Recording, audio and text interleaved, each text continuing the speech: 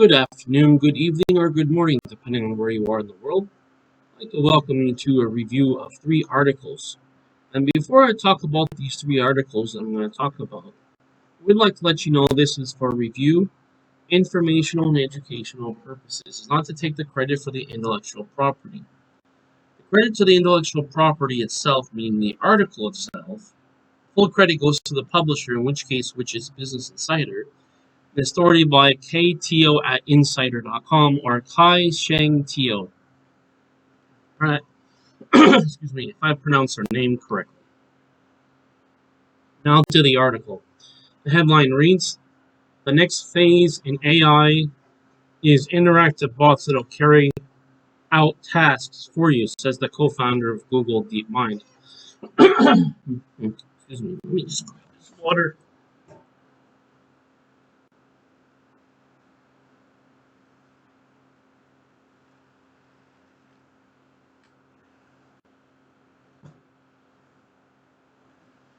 Okay. Now, what you can see in front of you is a picture, I believe, of the founder, if I have this correct. Copyrighted, provided by Business Insider. The next phase in AI interactive bots that carry out tasks for you, says the co-founder of Google's AI division, DeepMind. Okay, so he's the co-founder of that division. Okay. Here's some points to remember for this article. Okay.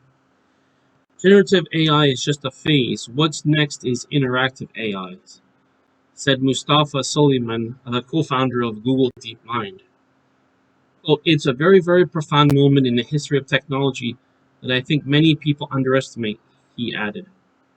Soliman previously predicted that everyone would have AI assistants within 5 years. Here we can see a picture. Actually, this is a slideshow. You can see a picture. The caption reads, "ChatGPT may be coming for our jobs. Here are 10 roles that might be likely to replace." And you can take a look at that at your leisure. This is a slideshow. You can see here. Oops. I always have to have that advertisement. See, always an advertisement in between. So anyway, you can see those right there. Oops. Why is that? I don't want that article. Okay, sorry. That was I must have clicked on something. Anyway, Mustafa Soliman, co-founder of Google's DeepMind, believes that, quote, generative AI is just a phase, unquote, an opinion of he shared during an interview with MIT Technology Review published Friday. Quote, "What's next is interactive AI, bots that carry out tasks you set for them by calling on other software and other people to get stuff done," said Soliman, who is currently a co-founder and CEO of a new startup, Inflection AI. Soliman said that interactive AI could be more dynamic and take actions on its own if given permission, in contrast to what was described as, quote, static, unquote, technology of today. Well, it's a very, very profound moment in the history of technology that I think many people underestimate, he added. Here we can see a video, which I'll watch later at the publishing of this article review. You'll have access to it, which I will include the link, which you will be able to watch it if you like. Now, Soliman previously predicted that everyone will be able to have AI assistants within the next 5 years. His company, Inflection AI, launched its chatbot Pi, that's P-I, capital P, lowercase I, as a rival to ChatGPT, in May, focusing on its personal advice and being conversational. For context, we're currently using the rise of generative AI tools that go beyond the chat interface popularity by ChatGPT in November. Investors told Insider in April that the next wave of AI startups would enable developers to construct applications by, using AI models to integrate them with external data sources. ChatGPT OpenAI also launched a code interpreter feature for its chatbot in July, leading Wharton professor Ethan Mollick to say that it was, quote, the strongest case yet for the future where AI is a valuable companion for sophisticated knowledge work, unquote. Suleiman's comments come in fears that the generative AI boom could be overhyped. Now, it's up to you guys what you think, if it's overhyped in a good way, bad way, or just overhyped in general. Web traffic towards ChatGPT's website fell for the third straight month in August, according to the web analytics from SimilarWeb. And investors told the Wall Street Journal in August that translating the AI buzz into effective business is harder than it seems, with generative AI tools, excuse me, such as Jasper and Cynthia, seeing flat or declining user growth. Meaning, of course, it's staying the same in terms of growth, or it's declining in terms of growth. Suleiman and Inflection AI did not immediately respond to requests for comments from insiders sent outside regular business hours.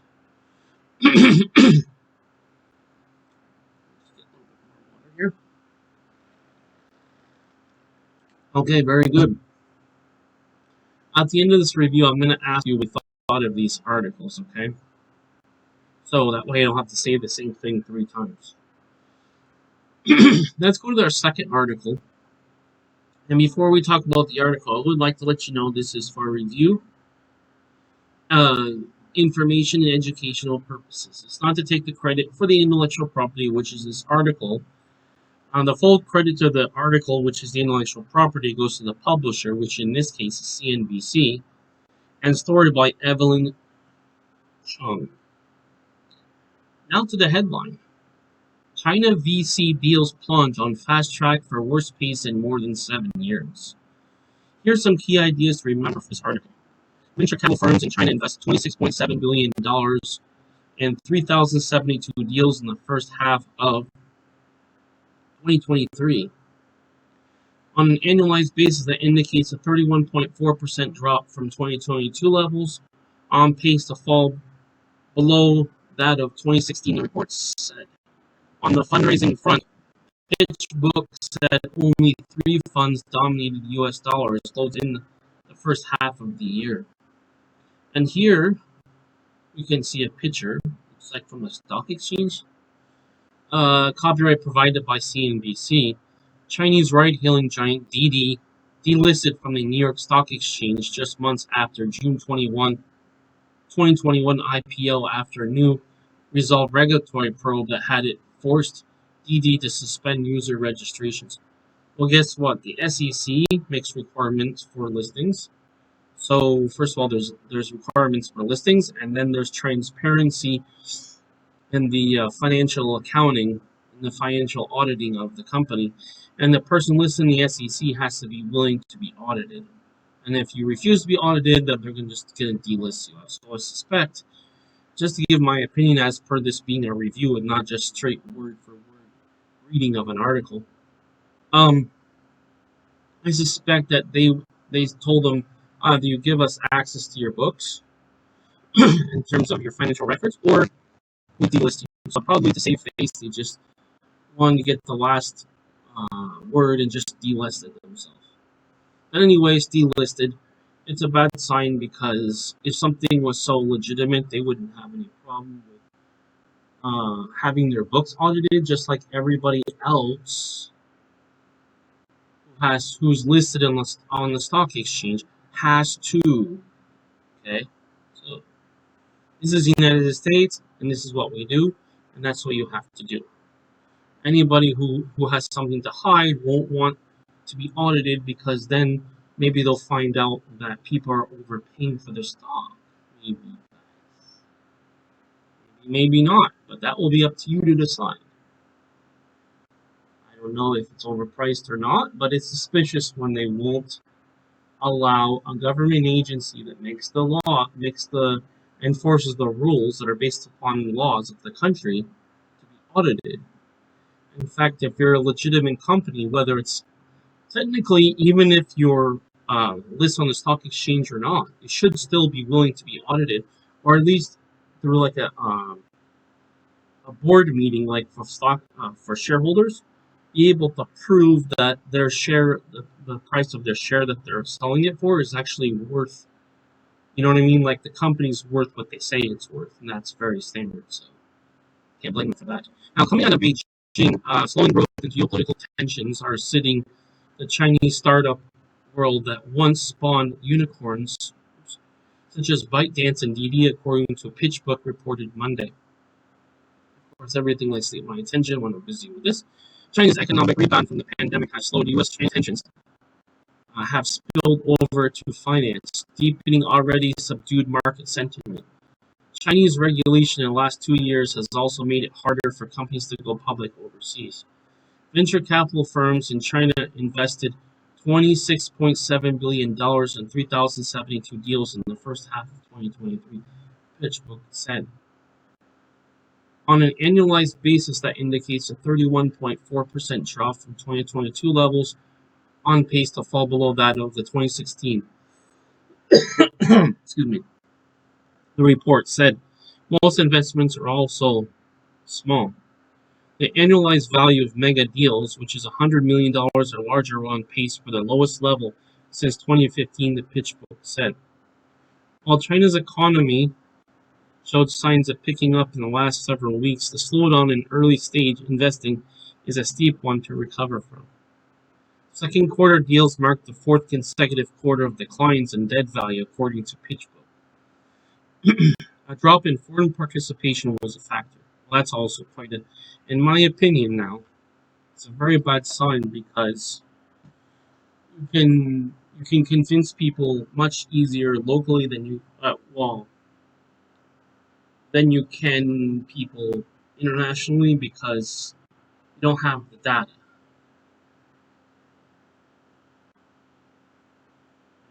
I mean, the data is not as you can tightly control the data, but people from the outside are going to be more speculative of, or more suspect to, or more critical of something from the outside. And I don't blame them for that. That's as it should be. The niche but once burgeoning world of early stage investors in China has seen firms raise billions of dollars from overseas institutions to invest in domestic startups, which would then hold an initial public offering in the US. A record low of 10% of deals included an investor based outsider of Greater China, down from about 16% of 2018, PitchBook said. On the fundraising front, the report said only 3 funds denominated in US dollars are closed in the first half of the year. Quote, anecdotally, we have heard that some investors have pulled back from allocating to China mainly due to geopolitical concerns and several other factors, including a Chinese economic slowdown and crackdowns on the tech sector, the report said. With the beyond denominated funds and mid-sized funds help boost overall Greater China fundraising activity, $28 billion, on pace to exceed 2022 levels, but still a sharp slowdown from $131.4 billion raised in 2018, PitchBook said. Difficulties at the end of the venture capital investment process persisted as market sentiment for IPOs in Hong Kong and the US remained subdued. The number of exits in the first half of the year fell to 130 from 177 in the second half of 2022, while the exit fell to $77.5 billion from $100.2 billion, PitchBook said. All right, now, I go to the third article. Before I talk about the third article, we'd like to let you know that the purpose of this article, or the review of this article, is for review, information, and educational purposes. It's not to take the credit for the intellectual property. The credit of the intellectual property is the article, which fully belongs to the publisher, in which case is Popular Science, and the story by Kelsey D. Atherton. Okay. With that said, let's get to the headline. Saab says it solved a modern camouflage conundrum. And here you can see a picture, copyright Saab. It's called frequency selective surface technology. In the second picture, we have camouflage in use during a training exercise in Arizona in 2013. And then we have copyright Opal Vaughn of the U.S. Army, camouflage in use in Italy in 2016. So you can see what it is. Now we're going to get to the headline. Now we're going to get to the rest of the article. On September 5, Swedish defense giant Saab announced a new feature for its existing camouflage setting. The netting is thrown over military positions like artillery equipment or spots where soldiers are working in a forest to conceal them for detection by hostile forces. Modern nettings are described to hide not just in the appearance of what's underneath, but the radar signatures and radio signals too. Although that can be sending out communications hard, Saab is taking a stab at solving the problem with the frequency selective surface technology for its Barracuda ultra lightweight camouflage screen. The netting, as promised, lets people underneath send out low frequency radio signals while preventing them from being seen on radar. Wow. In my opinion, that's very clever. Let's see. Now, camouflage is a technique of hiding in war. Netting is among the most basic forms as it works along the same general principle as kids making a blanket fort in the living room. Only instance of an opaque sheet concealing both occupants and outsiders from each other. The looser material of the netting, along with the way fabric and other materials hung off of it, allows these inside to look out and watch without being seen. Initial camouflage netting with a response to visual observation for eyes and cameras using the visual light spectrum. Radar, which sends out radio waves and then discerns where the objects are located by how those radio waves are reflected back, can see through the netting designed only to conceal visually. Infrared cameras looking at instead of reflected visible light can also see through netting. Camouflage in use during the training exercise in Arizona, 2013, multispectral approaches. Newer solutions designed to take these sensors into account are called multispectral camouflage netting. Now, multispectral camouflage is a counter surveillance technique to conceal, meaning an object from detection along several wavelengths of the electromagnetic spectrum, reads a NATO study of multispectral nets published in 2020. While traditionally military camouflage is used to conceal an object in visible spectrum, multispectrum camouflage announces its capability by countermeasure to detection methods in the infrared and radar domains. Hiding from sensors and evolving science, part of the constant interplay between defensive and offensive tactics and tools in military science. Water.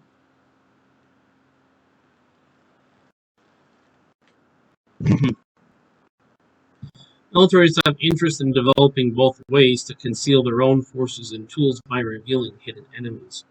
One major limit of existing multispectral netting is that, while it can protect people hiding underneath it from detection, the same netting interferes with communications sent out. Soldiers waiting in ambush or artillery crews concealed and waiting to strike would prefer to be communication with their allies. Having to leave the netting to relay commands undermine the point of the netting itself. Here's where Saab's solution comes into play. Thanks to our expertise within signature management, we are taking camouflage to the next level with this novel feature. It changes how soldiers communicate while keeping multispectral protection, and so it introduced a new era of tactical communication flexibility that is offering unparalleled capabilities. Henning Robach, the head of Saab's business unit Barracuda, said in a release, to facilitate this communication, The frequency selective surface technology, quote, allows selected radio frequency to pass easily either way through the camouflage net while protecting against the higher frequency of electromagnetic waves used by radar systems. Those facilitated frequencies could be detected, but they represent a much less likely slice of the electromagnetic spectrum for foes to monitor, and its rules to entire categories of other sensors used today. The point of camouflage is not perfect concealment, though it certainly would be nice. What it needs to do is work in battle, is confound enemies, meaning confusing them about where the threat really is, and the camouflage foes to make mistakes to target incorrectly. Camouflage in use in Italy during an exercise in 2016. The roots of camouflage. While camouflage is a technique is so ancient it is regularly found in nature, the word itself was so new to English that Popular Science ran an article in August 1917 entitled, quote, "A new French war word means fooling the enemy." This in quotes is fooling the enemy. The term gained familiarity and widespread use thanks to the hurdles of describing the combat in World War I. The Oxford English Dictionary notes that the first use of the word that it knows about occurred in the 1800s, or 1880s that is, and traces its first usage of the military context around 1915 or 1917. Here's Popular Science on the popularization of the term. Well, since the war started, Popular Science Monthly has published photographs of the big British and French field pieces covered with shrubbery, railway trains painted out of the landscape, and in all kinds of devices to hide the guns, trains, and roads from eyes of the enemy aircraft, read the article. Quote, until recently, there was one word in any language to explain the war trick. Sometimes a whole paragraph was required to explain this military practice. Hereafter, one word, a French word, will save all of this regardless writing. All of this needless writing and reading. Camouflage is a new word that means fooling the enemy. And they have that in quotes, just like before. The article went out to describe a specific use of camouflage, wherein a dead horse was dragged out of a no man's land between British and German trenches and then replaced by an imitation horse with a soldier inside, allowing him to spy on and fire on the enemy wherever it had